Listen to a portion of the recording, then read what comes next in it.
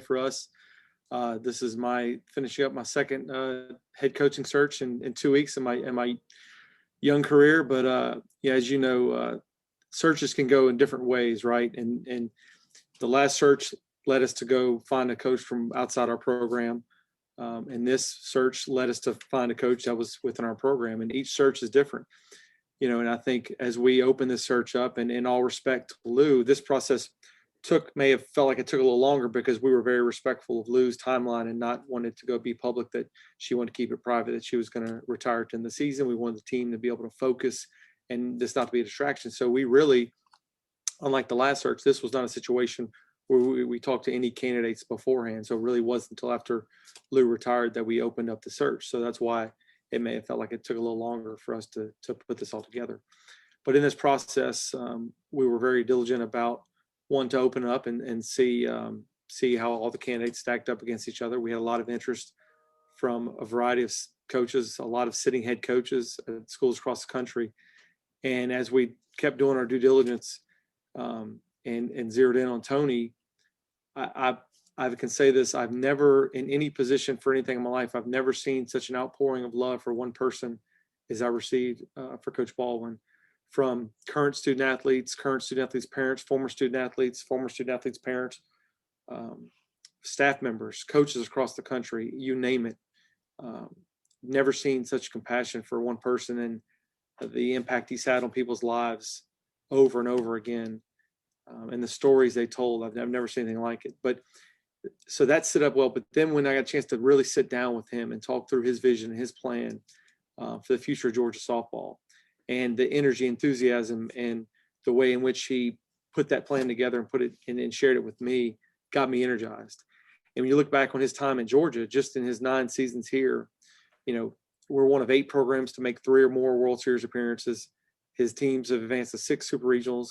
Every roster since 2017 has featured at least 50% in-state student athletes, which is important to us because we want to dominate and do well in the state recruiting. 4 offensive All-Americans in the last 7 seasons. We've hit over 300 and slugged over 500 in his time in the last 5 to 7 seasons. And during that time, we've hit 415 home runs in that span. And in the last year, we hit 83. So his experience hitting and his plan for how we'll keep developing all aspects of the program really got me excited. And at the end of the day, we want to win championships. We want to graduate student athletes. But we've always said beyond all of that, we want to develop student athletes to where when they leave here, they go on and do great things with their lives, and they feel good about their experience at the University of Georgia. And I think we can accomplish all those under him. And I am extremely excited to announce Coach Tony Baldwin as our next head softball coach. Coach. Thanks, Josh. Yeah, golly, what an exciting time. And, my phone has been blowing up. As a matter of fact, it just went into timeout yesterday. It couldn't take it anymore.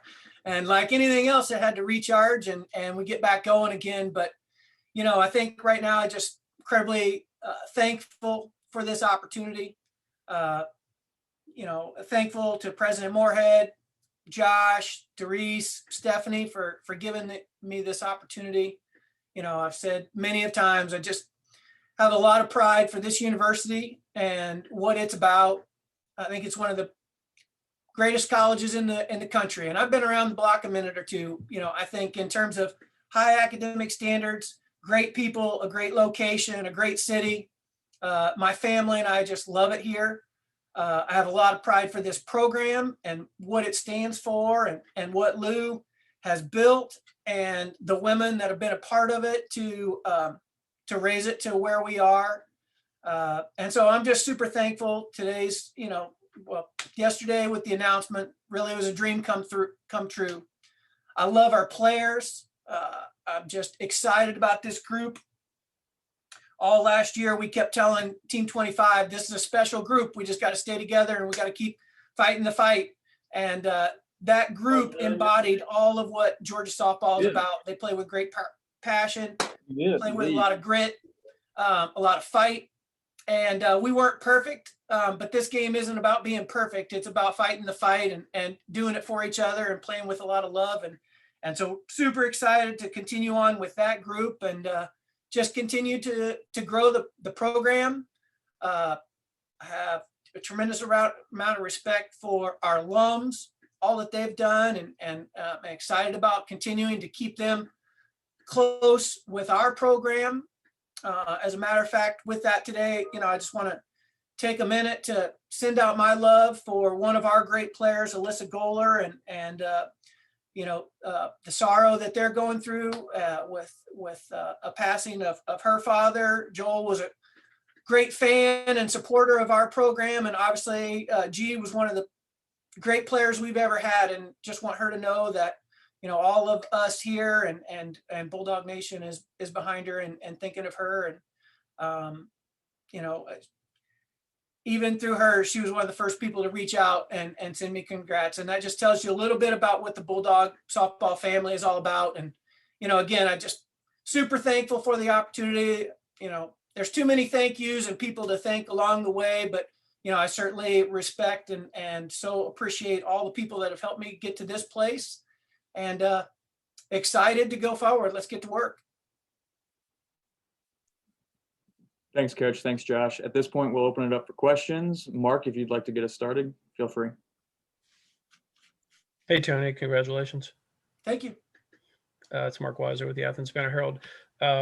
Obviously, you played a part in the success in recent years of this team, but now you're going to be running the program. How do you think things will be different? What areas will you put an added emphasis in, whether recruiting or something else?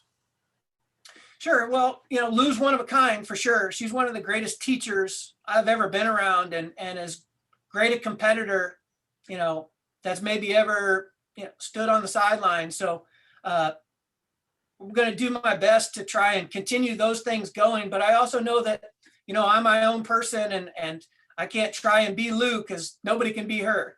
But I'm going to try and take all the lessons that she's taught me and keep a lot of them going, while also, continuing to just be myself. And, I'm a people person.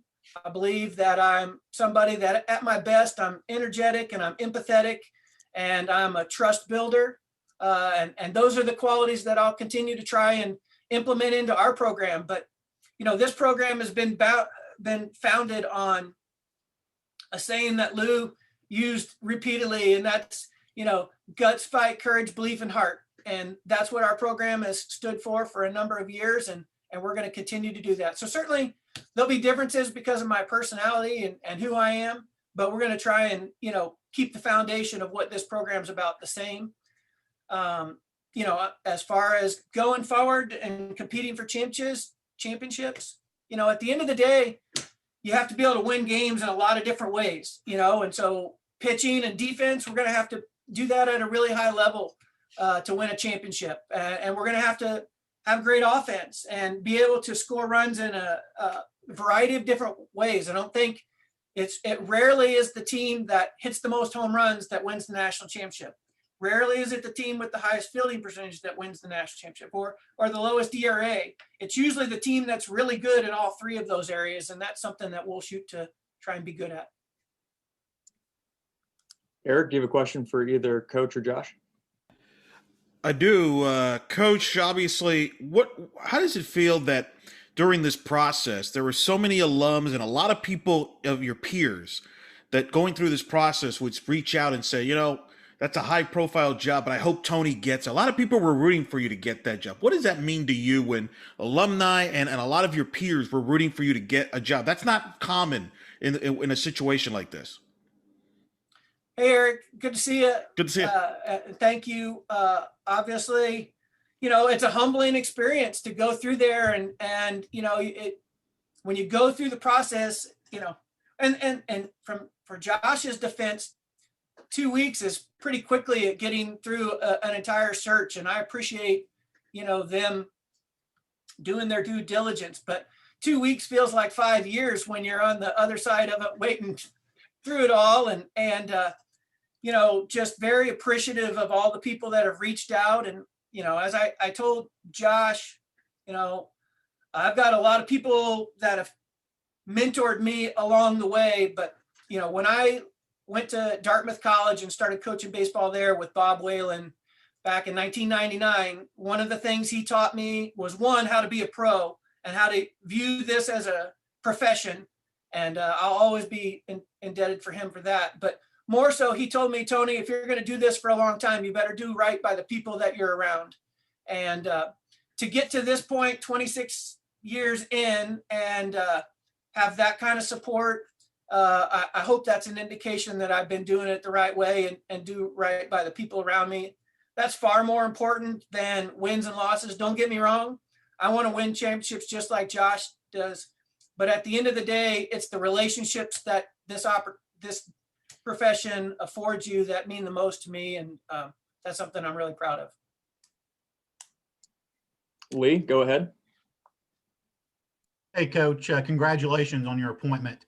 Talk a little bit about your coaching staff. What is that makeup going to look like moving forward, and what are you going to be looking at to establish that staff in particularly? Well, I think, at the end of the day, I've said it many times, this is a people business, and you want people that are going to be energetic, that they're connectors with people, that they can build relationships, build trust.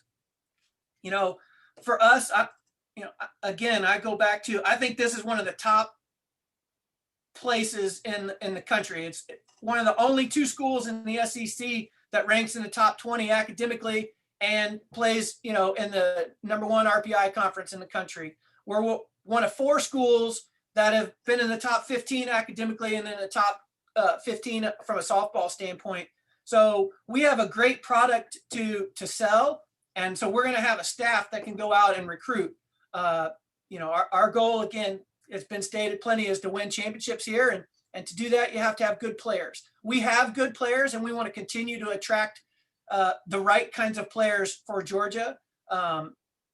We've done that in the past. We want to continue to do it. And if we can continue to do it at a high level, then that's going to give us a great opportunity. So as it relates to the staff, we're going to have people that can go out and recruit, that can connect with the coaches in this state, and that we can keep great players here in Georgia. And then, again, as I mentioned earlier, Lou was one of the greatest teachers that's ever been on a sideline. And that's something that we take a lot of pride here at Georgia, is our ability to develop talent and develop players. And so we'll have a staff that can continue to do that.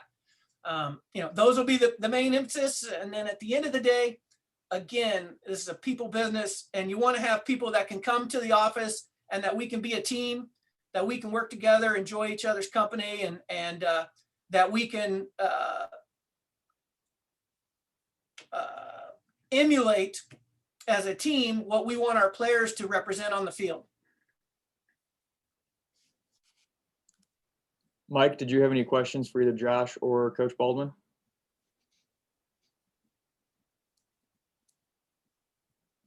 Okay, let's go ahead and open it back up. If anybody just has a questions for either one, feel free to just jump right in.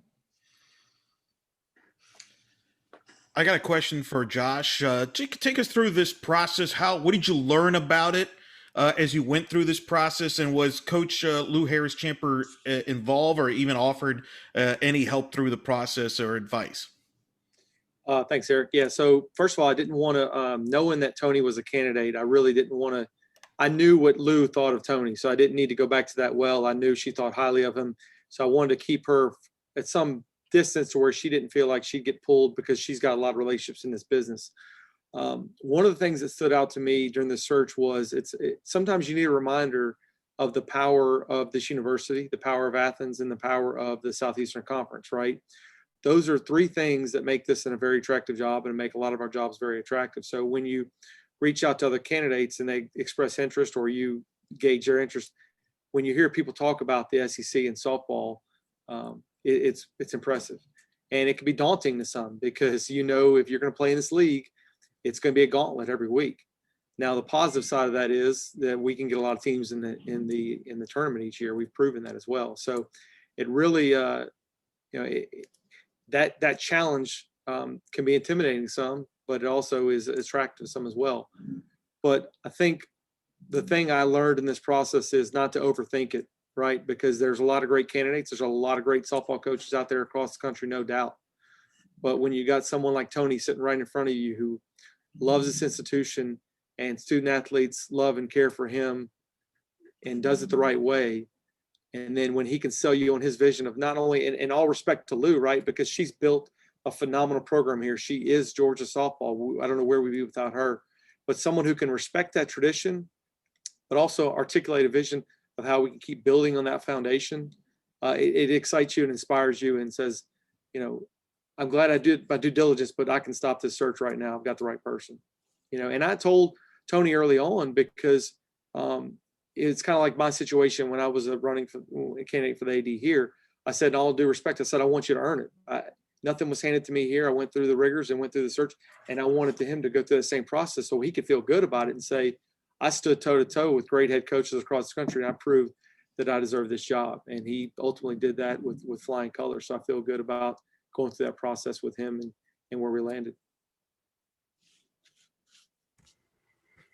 Hey, Josh, did you use a search firm for either this opening or track? And how many candidates did you interview for this job? I did not use a search firm for either, Mark. And I'll just say I interviewed several made touch points with several as well.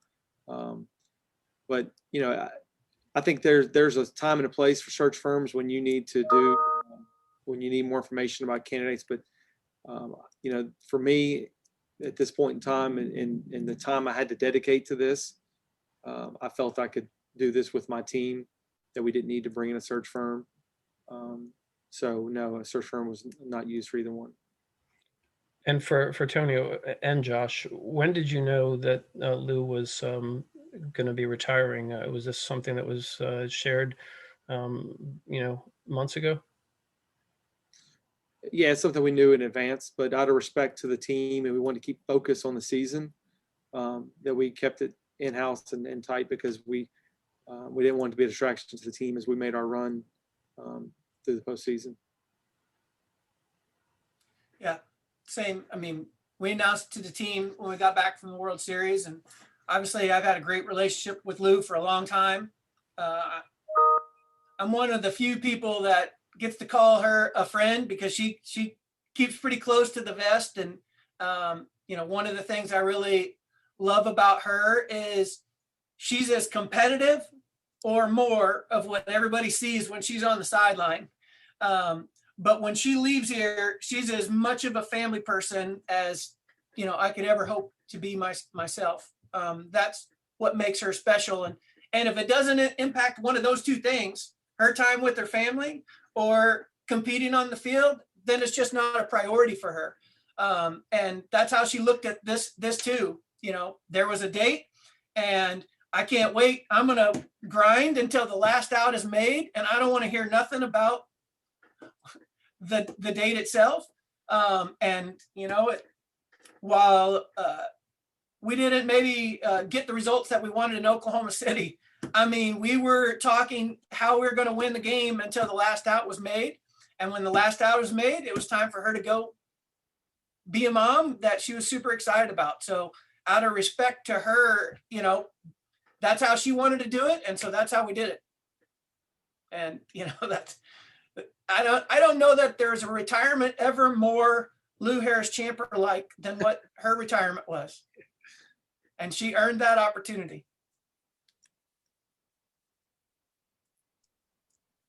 Any other questions? I got a question for Coach. So with that being in mind, what was it like going through the postseason, knowing that this was going to be the end for Lou? Was there mixed emotions? What was your emotions like? No, on the one hand, you're focused on winning and you get to the World Series and that high, but then all of a sudden, once the season's over, it's done. This is a staff that's been very close for a long time and with a lot of success. What is it like for you? Yeah, there were certainly emotions involved for sure. What I really appreciate is that the postseason run that we made was truly authentic to Team 25. There was no last hurrah. There was no, emotional boost. We're going to do this for win one for the Gipper concept. It was just truly this team pulling together when we got back from the SEC tournament and going to work. And, I don't necessarily recommend this model, but in 2016, 2018, and now 2021, as we've gone to the World Series, the commonality is that we lost the first game in the SEC tournament all three of those times. And when we got back to Athens, we went right back to work and used that as a motivation and a refocus that really what ultimately spearheaded that run. So, you know, the run that we made this year was authentic to this team just playing great softball at the end, which, you know, as a tribute to them, as well as a tribute to Lou, you know, and what we were able to do. You know, as far as the emotion goes, you know, I think getting through regional, you know, we shared a pretty good hug out on the field for that time. And that was, you know, pretty exciting. And then, you know, really between her and I, it was like, all right, well, shoot, let's go in this next round too. And let's get to Oklahoma City. And so it was pretty exciting. But again, it was the most Lou Harris Champer thing ever, because it was all about how we were going to win the next game, or how we're going to get so-and-so to, you know, hit this pitch or deliver this pitch. And it was all about our team and the investment in them all the way to the end. And for Josh, I mean, you've had two high-profile job searches here you've had to deal with real quickly, back to back. Obviously hiring Coach Gilbert in track and field, which made huge headlines. And now then you're searching for a high-profile job at Georgia's, one of the successful programs. There comes pressure with that. How did you handle that, where you got two sports here you're trying to handle here, and you're rather new on the job? Well, this is something that I've had a little experience with it, even as my time at Millsaps. And I'll tell people, you know, it's obviously not the same pressure or publicized when you hire a coach at a small school like that, but the pressure's still there. The pressure you put on yourself every day as a competitor. Now, you know, again, we've got a great recruiting pitch to anyone that wants to work here. And I think Tony realizes that, is that, you know, when you recruit someone to come work at the University of Georgia, it sells itself, right? You get a chance to come live in Athens, work at the University of Georgia. We have great resources. And the other thing that I didn't mention earlier is, you know, when you really dig into it, the thing that we sell better than anyone else, anyone can talk about facilities or what kind of money they're going to pay you. But when you get into when you talk about track and field and softball at the University of Georgia, and you start, let's dig into softball, right? And the support we have. We took a big crew out to Oklahoma City with us. I'm talking about beyond sports information, sports medicine, Sean and crew. I'm talking about our custodian, our turf guy, our event management staff, people in promotions. We have so many people around the program that love the program. You'd be amazed when you talk about Connor Tidmus and Sean Stevenson, people who love softball. And when you can talk to a coach about the support that they have and the people that they're going to work with them that love their program and are invested in their success, man, you talk about getting people excited. And that's what's really special is, you know, again, facilities, salary, all that is great, but the love and the support we have for each of our programs around it is what truly make it special. And so I feel that privilege and that pressure that comes with it, but I'm also excited about being able to sell that and explain those reasons. So it's a lot of fun, and this is what I'm here to do, right? One of the big jobs as AD is to hire great coaches, but fortunately I've got a lot to sell and a lot to promote, and it makes it, I won't say it makes it easy, but it makes it an attractive position for anyone to come here and be a part of. So I enjoy this responsibility, and hopefully I won't have to make any for a while. And then we've got two wrapped up, and hopefully now I have a little peace time and get to July and get to relax a little bit now. We've got time for just about two more questions, if anybody would like to take them. Tony, about the facilities piece, obviously you're hoping to settle in and be the head coach here for a long time. What are some of your wants and needs in that regard as you compete in recruiting with these other SEC programs? Well, yeah, and I mean, Josh and I have had great conversations, and we have a tremendous amount of support from our administration. And there's some really exciting things in the future that, you know, will take place. I believe we host the SEC tournament in 2024, and that gives us a kind of a target date to make some of the things, and those will come down the pipe as we you know, they do. We're really fortunate. You know, I think the Jack is one of the top facilities in the country. We have a great grounds crew that works really hard to get the field prepared every day. The event staff does a tremendous job, but at the end of the day, we want to make sure that our first and foremost responsibility is to put a product on the field that fans want to support and that they can get behind. And so to do that, we're going to just continue to play with grit and passion and great energy and do what Georgia softball is known for.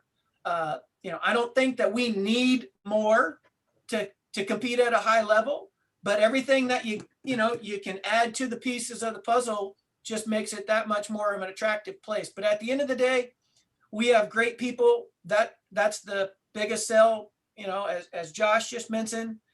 We've got a support group here that loves what we do. And, my job is to keep them all together and make everybody feel like they're part of this team, because our team can do special things because of the people that we have. And so, yeah, facilities are great. And we've had some good conversations, and I'm excited about, what's coming down the pike. But right now it's the people that make the difference, and we'll continue to make the difference here.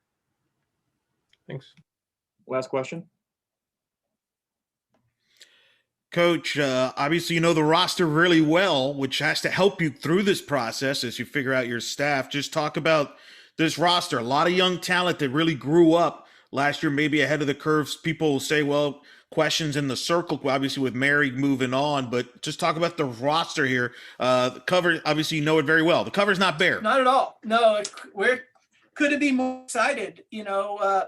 This year, I think our lineup at the World Series started 7 players with freshman eligibility. That's pretty rare to put that kind of youth out on the field and play at the level that we were able to play. And that's a tribute to them and how special they are as people. And while we're really excited about what they're capable of doing on the field, I can tell you that we're equally excited about what they do in the locker room and in the dugout. They're just good people. They love each other.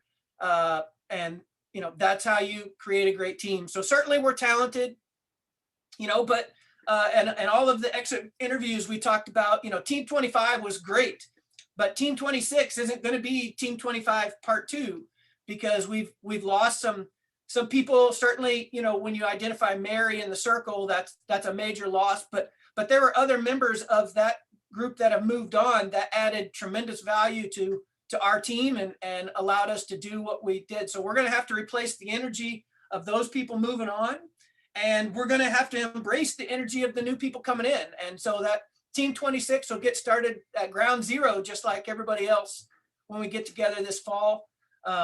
Certainly we've got some pitchers that have the ability to step up, and excited for them to get after it. And they're really looking forward to the coming year. And, at the end of the day, it's a process of building the team. And we know that there are going to be challenges, and on all different fronts that we have to embrace as a team, on the field and off the field. And we're ready to do that. And, but it's a special group that we have, and just can't be more excited to get started with them this fall and get ready to, get into the battles that we'll face on the field in the spring. All right. Thank you, Coach. Thank you, Josh. Thank you, everyone, for joining us today.